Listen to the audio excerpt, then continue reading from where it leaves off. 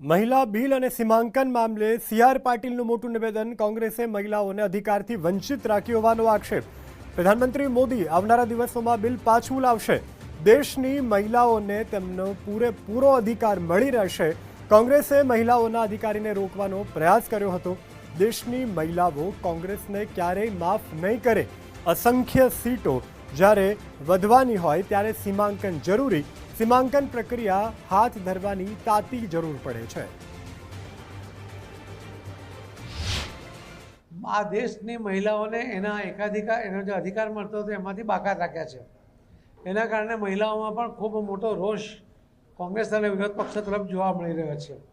આ અત્યંત મહત્ત્વનું બિલ છે અને એમાં કોઈને કશું નુકસાન નથી અને ખૂબ ડિટેલ માન્ય શ્રી અમિતભાઈ શાહ સાહેબે આખા લોકસભામાં મૂકી હતી, પરંતુ ત્યાં પણ કોંગ્રેસ અને વિપક્ષ ટસના મસ નહીં થયા. એમણે બિલને સમર્થન નહીં કર્યું. એના કારણે ત્યારે બિલ થઈ શક્યું નથી.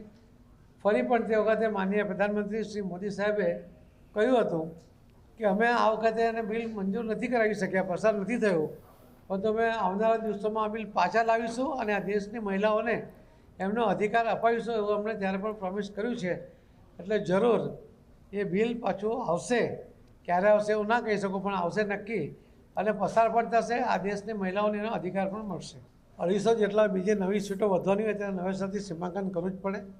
2011નું આ સીમાંકન આજે 26 પછી અને એસઆઈઆરના પછી આપણે જોયું હશે કે આખી વસ્તીનું પ્રમાણ એનું જે વધઘટ થયું છે અને જે જેન્યુઅન સામે આવ્યું છે, ત્યારે આ બધું જ નહીં કરીશું તો કેઓસ થઈ જશે.